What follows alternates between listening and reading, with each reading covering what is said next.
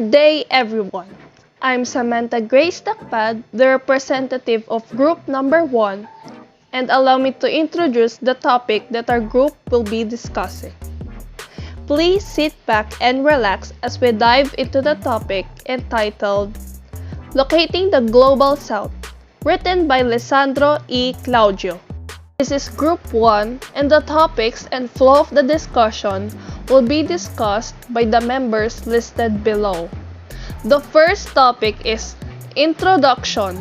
The Starbucks and the Shanty will be discussed by Belleza. The next topic is Conceptualizing without defining will be discussed by De Gracia and Estanislao. The third topic is Colonialism, Modernity, and Creation of Global Inequality, which will be discussed by Realoza. The second to the last topic is Challenging the Colonial Order, will be discussed by me and Tamayo. The last topic is Conclusion, the Global South as New Internationalism, will be discussed by Veyra. Example of the result of the globalization includes Starbucks in the Shanty. We may also see the modernity and connection of the rest of the globe that globalization has brought. But from what I gathered, Starbucks may be used to illustrate the effects of global modernism and the globalization of society. Sydney, Melbourne, Manila, New York, and New Delhi all have Starbucks shops. These venues are identical in terms of looking and drink selection. We could claim that as a result, globalization has advanced. Outside of these upscale, appealing cafes, things are very different since poverty is one of the negative effects of globalization. You can find a young beggar in Manila and Delhi with ripped clothing and worn-out shoes. They live in so-called weak states where the governments are too poor, weak, corrupt, and unstable to meet the basic needs of their citizens. The houses are also made of scrap plywood and galvanized iron sheets. And they have terrible hygiene, hence the name shanty or the shanties. Even if there are shanties in New York that resemble those in New Delhi, the city is also rife with widespread injustice. Despite its poverty, Harlem does not have a lot of kid laborers. One could relate Starbucks in the shanty to the inadequacy of globalization in the global south. The shanty represents the stubbornness of the local who is unwilling to integrate into Starbucks globalization. The underdevelopment of the global south is impeding its globalization, exposing the inherent inequality of the process. To name a few concepts, poverty is ancient, unmodern, and non-global. This form of globalization is unfair. In conclusion, Starbucks and the Shanty are examples of symbols that can be compared to the global south in globalization, where modernism is worldwide, but poverty is still international. Furthermore, both Starbucks and the Shanty emphasize the disadvantage of globalization. Conceptualizing without defining.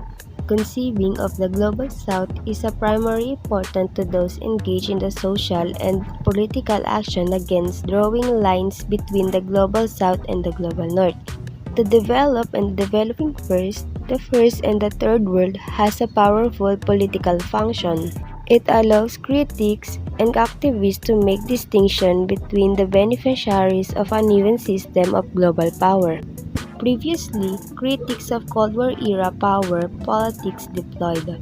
Despite this, all these terms point to common phenomena: the underdevelopment of certain states or people and their lack of representation in global political process.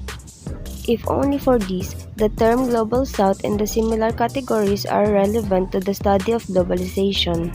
And though the terminology may evolve, the effects of large-scale political projects from imperialism to Cold War-era containment to neoliberal globalization make it necessary for scholars and activists to use terms like Global South, which serve as rhetorical anchors in a grammar that represents the global difference. Similarly, for Spark 2007, the Global South is everywhere, but it is also somewhere, and that somewhere located at intersection of entangled political geographies of dispossession and repossession. Despite its heterogeneity, what binds the Global South and what common experiences unite the countries in it? Grover Gui 2011 contends that the Global South is not a directional designation or a point due south from a fixed north.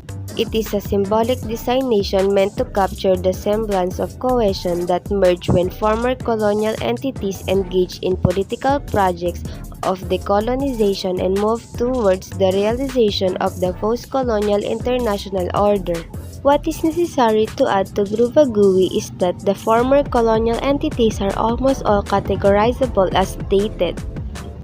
Grovagui argues that the former colonial entities are almost all categorizable as stated in an international system of governance. The terms Third World, Developing World, and the Global South are always to represent interstate inequalities.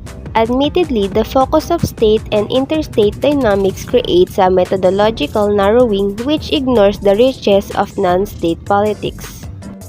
Jonathan Rigg 2007 emphasizes the everyday nature of politics in the Global South, where local practices subtend, transcend, and overwhelm statecraft. Research on peasant movements has also revealed how everyday resistance, dissimulation, minor acts of illegality, and disobedience operate under a political logic outside state politics and institutions. As one studies the Global South from the ground up, one cannot avoid mention of the movement that explicitly or implicitly negates state-centric notion of political praxis. Secondly, not all of the formal colonial entities are states. The process of globalization places geographically bound conception of poverty and inequality. If you think about the lifestyle of a CEO from a technology startup in India, which is more alike to the American or European CEO than an Indian counterpart. Marx claimed the proletariat has no country. There are as well the US-Mexico borderlands, quote, the third world creates with the first and bleeds, quote. With all of this, why should we analyze states and interstate inequalities? The first reason is that the likelihood of being poor is higher for the people who line in states considered associate with the Global South, the same ones inadequately represented in organizations and various international banks. The vibrancy, for instance, of the Latin American left from its more radical leaders like Hugo Chavez to more moderate ones like Lua de Silva stems largely from the recognition that global free trade has failed. As Eric Hobsbawm points out, while the states may not be ideal for the purpose of a much more globalized world, global institutions have yet to demonstrate that they can diminish international inequalities in a globalized world. One of the leading critics of neoliberalism, Walden Bellow, contends that development in the Global South must begin by drawing most of a country's financial resources for development from within rather than becoming dependent on foreign investments. To the state's ability to regulate the economy, we should add its ability to protect the environment. They do so insufficiently, while activists and governments from the Global South advocate for stricter regulations. can emerge only if northern states recognize because of their ability to harm the environment. Final argument for analyzing state is that the phenomena widely regarded as transnational are the result of state analysis. Acts of deteriorization such as labor migration needed to be placed in a context of the state, like the increased overseas Filipino workers (OFWs) began to deliberate move on the part of the Marcos regime. Here, migrants boost the domestic economy of their respective countries, and the state's economic growth is highly reliant on remittances. In conclusion, the state will continue to be an important unit of analysis despite the deteriorizing effects of the globalization. Hello, my name is Kathleen Realoza. I like to report about colonialism, modernity, and the creation of global inequality. What is colonialism? Colonialism is about when one nation subjugates another, conquering its population and utilizing it, frequently while imposing its own language and cultural values upon its people. It is described as controlled by one power over a dependent territory or people. According to this statement, that colonialism is all about utilizing its own language and cultural people upon its power, which other territory has a power to make their choice. When the colonialism was started, it started in the 15th century when the Portugal began looking for a new trade routes of searching for civilization outside of Europe.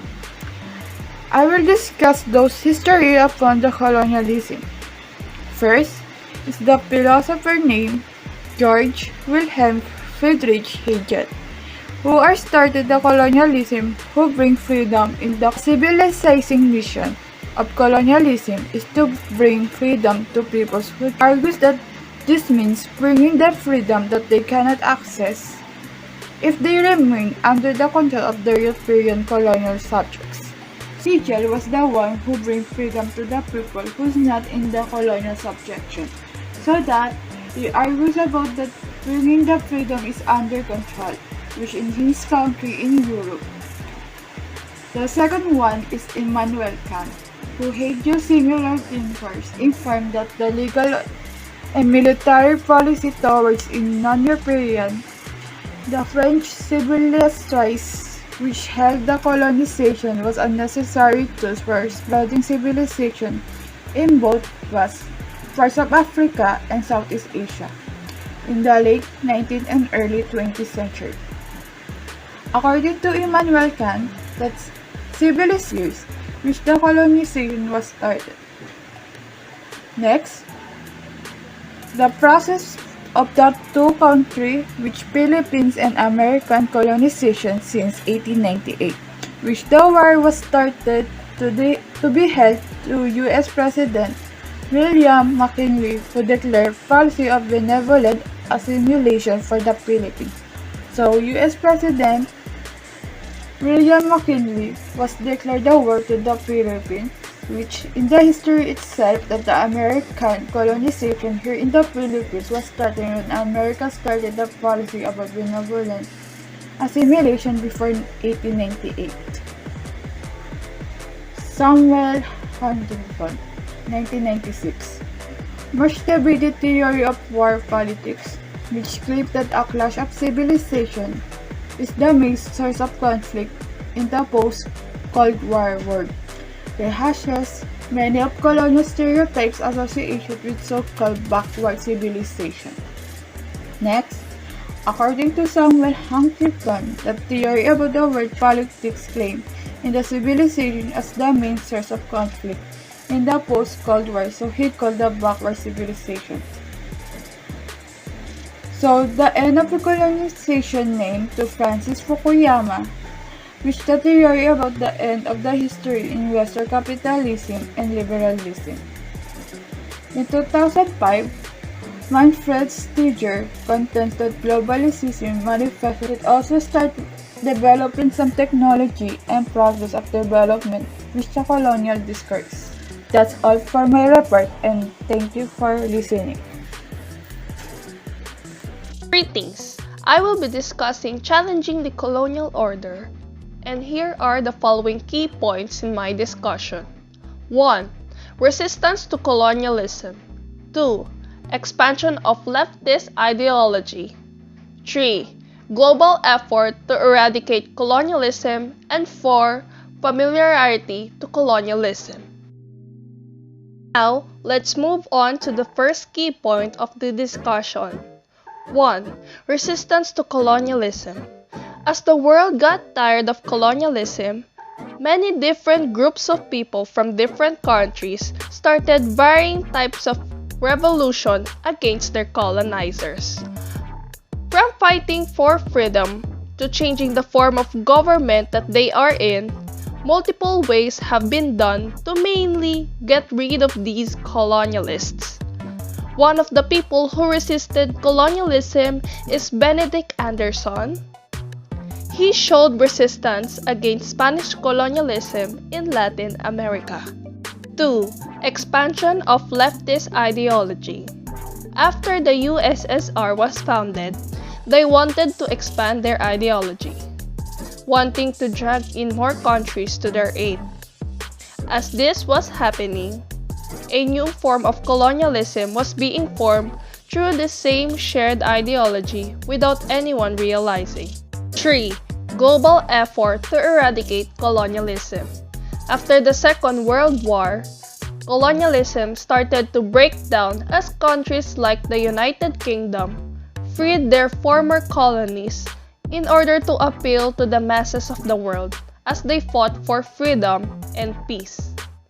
As the USSR was expanding and wanting to bring more allies within their ideology, a number of countries hated the idea and seen it as another form of colonialism and planned to eradicate it. 4. Familiarity to colonialism. From former colonies to now independent democracies, many who have been colonized and those who purely dislikes the idea went together and discussed about the new colonialism, coming together because they are familiar with it, being victims of which and those who despise such actions. In that period, they discussed how hypocritical USSR is when it comes to their battle against colonialism, and how they treat their allies and citizens around other parts of the world. Lastly, in the Asia-African Conference held in the Indonesian city of Bandung, Indonesian President Sukarno stated in the last bit of his statement, "Colonialism is an evil thing and one which must be eradicated from the earth." And for the continuation, I'll be discussing Sukarno's views about the third worldism first. In Sukarno's view, third worldism is tackled and it is described as colonialism. All the third world countries are not just cautious about the first world countries' imperialism, but also to communists of colonialism, meaning they are being cautious to be one of those communist countries. To Roland Burke, he contends the debate about freedom in Bandung, as he wanted to raise other more general critiques over the nature of communist authoritarian development model, a model that would be embraced by many third world regimes in the 1960s and 1970s. After examining all the inherent disjoint between the universality of human liberties created by colonialism and totalitarianism, third worldism became a vehicle for the mainstreaming of human rights. The emphasis on third world discussed the 1960s and 1970s, where the international left's interest in post-colonial world intensified. During this period, national liberation guerrilla leaders ranging from Ho to Ernesto Che Guevara became Western progressive political icons. The 1968 student protests in France drew inspiration not only from anarchist traditions obscured by the rise of Leninist communism, but also from Mao Tse peasant Tong's communism. Technically, not of the third world, but very influential in agrarian third countries such as Vietnam and the Philippines, which defined China's national liberation struggle according to Wolin in 2010. The second is radical visions from the third world became integral to the language of protest. The Western left projected its revolutionary fantasies outside as the perceived EBB of revolutionary zeal in the West and the ossification of European communist parties into highly centralized bureaucracies. It didn't matter that many of these revolutions suffered from the same as Soviet communisms, like Mao's economic policies had caused similar famines in China, and Castro's Cuba demonstrated its capacity for Stalinist terror. What mattered was the idealistic youths of the era had discovered new romantic visions of dissent. Third is the old language of third worldism is no longer tenable. The fall of Berlin Wall ended the Cold War and paved the way for the withering of the Second World. Even remnants of the communist bloc like Castro's Cuba no longer occupy positions of prominence in struggles against neocolonialism. And last, the involvement of the third world conscious in developmental practices of the first world has weakened the coherence of third worldists. According to Berger, by the late 1970s, successful capitalist development in East Asia had displaced the third worldist idea that the world economy's hierarchical character was holding back the third world. Similarly, Latin American states became complicit in neoliberalism through their oligarchic elites. Finally, the emergence of conservative and anti-Western nationalisms and regionalisms in highly capitalist countries such as Malaysia demonstrates how neocolonial critics can become reactionary. And finally, to Derlich and Berger. According to Derlich in 2004, this suggests that third worldism is part of a larger project of global modernity as the tripartite model emerged from a linear conception of progress. Berger extends the criticisms and calls into questions any form of politics based on territorial nation-states, arguing, he believed that the concept of a third world, even in a limited form, is conceptually bankrupt, and that third worldism has already lost any relevance it once had. For the final part of our reading, I will be telling as to why the conclusion is that the Global South is considered as a new internationalism. First, Greece was brought up and compared to the economic state of the Global South. Among the economies in Europe, Germany was the most stable, which is why Germany offered Greece recommendations as to what remedies they could do to help with the economic issues, such as job loss, issues with government expenditures, as well as a rise in prostitution and drug addiction. But these so-called economic prescriptions weren't effective and would only lead to either a stagnant progress or backward development similar to the nations in the Global South, such as the Philippines, in which it becomes clearer that the struggles of both Greece and nations in the Global South are being shared. Hence the fact that the ills of the Global South are being globalized. However, the Global South had also given other influences or movements for assistance. In other words, global protests such as the Arab Spring, the Occupy movement, Gandhi's nonviolent protests, all of which occurred to critique and express opposition against the economic and political inequality. These movements are what proves the Global South to represent the emergent forms of progressive cosmopolitanism, since it supports the ideology of a global community, as opposed to inequalities that separate the rich and the poor, underdeveloped countries and developing countries, as well as the people of a nation and its government. Challenging these struggles of inequality and exploitation make it easier for nations to have a common ground and build nationalist ideals, or in other words, nationalism, which is what led to the collapse of formal colonialism that occurs for the sake of economic benefit, bringing interstate inequality. However, anti-colonial nationalism may turn internally repressive and hold a nation from developing any further as they build more resistance. It has been reconceptualized by Hao and Shiraishi that if we simplify it, networking plays a key role in being able to understand and form global solidarity, which means unity among the interstate and intrastate, especially since the Global South may be a model of resistance.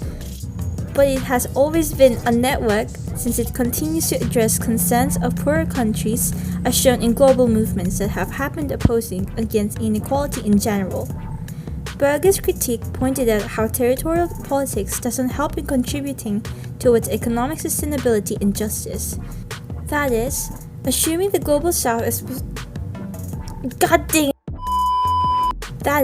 assuming that the global south is portrayed as part of the underdeveloped category, any movement or expression with the intention of voicing out struggles for better politics and economic development should not be repressed by the state.